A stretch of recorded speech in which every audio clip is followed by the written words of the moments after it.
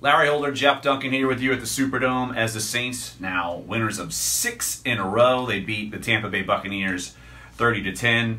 And Jeff, you could nitpick on some things. Look, they made some bad choices probably on special teams, but outside of that, offensively efficient, defensively got the job done. And the fact that it was 30-3 and it came, the last touchdown comes off of a fumbled punt late in the fourth quarter.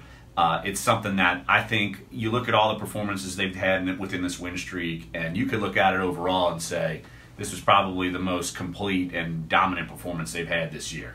Yeah, we've talked about it before.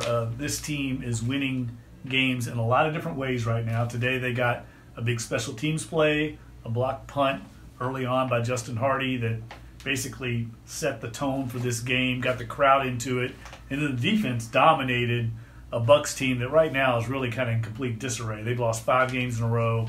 Jameis Winston is injured. He's not the same player that we're used to seeing, and the Saints defense completely dominated them. I don't think Tampa Bay ever felt comfortable. And then the offense is getting different playmaker every week. Today, Alvin Kamara with 2 touchdowns, 162 total yards.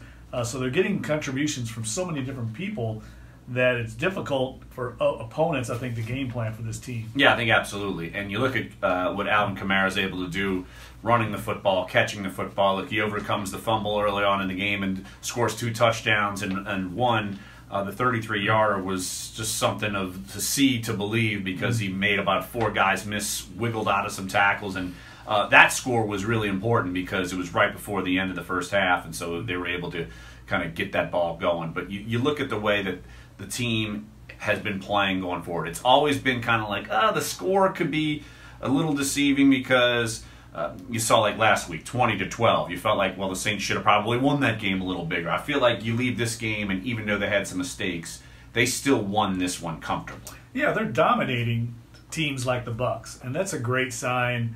They're winning in a league where most of the games are decided by 3 to 7 points.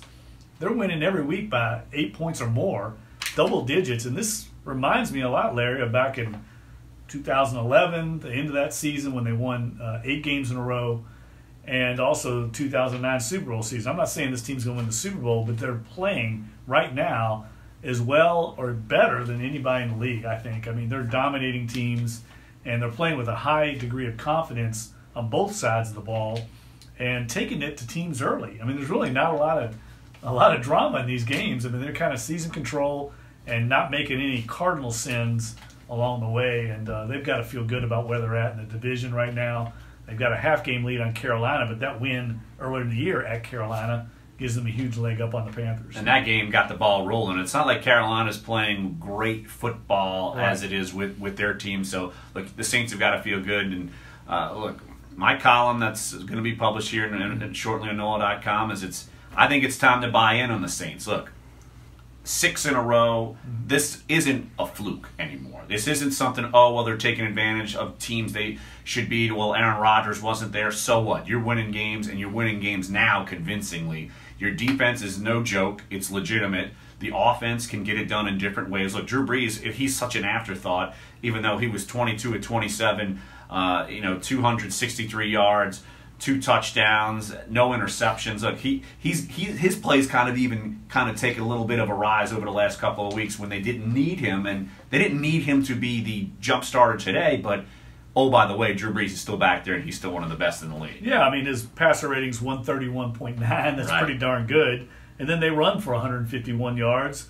The 1-2 punch of Ingram and Kamara, 77 yards for Ingram, 68 for Kamara. Kamara right now is averaging 6 yards a carry. He's not qualified right now for the league because he doesn't have enough touches, but he would be leading the entire NFL in rushing yards per carry. That shows you what kind of impact he's playing. Right, exactly. I think he had 152 total yards, and I think it might have been on 16 or 17 touches. That's pretty darn impressive. So he's averaging 7 yards a touch for the season. Right. He's having as big an impact as any rookie running back we've seen here with this team, and he's very efficient when he's doing it. He's not a featured player like George Rogers. You and I were talking about what Rogers did, Ruben Mays. Those guys were featured.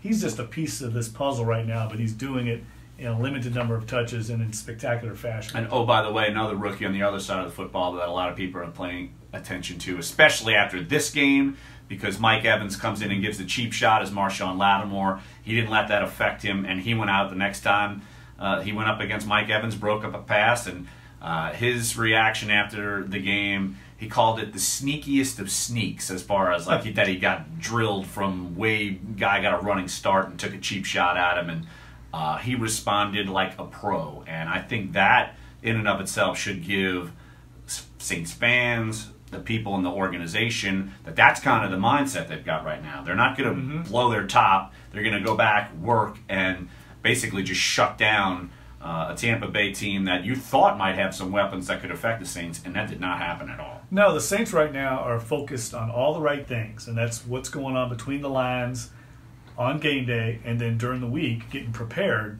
to play their games. There's been no distractions. I mean, I know there was some stuff earlier in the year with the team doctors, but for the most part, this team has been laying low under the radar, and it's showing on Sundays. I mean, they are focused, locked in right now, and very confident, while the rest of the league's kind of going through some disarray, a lot of people with injuries. This team's pretty healthy.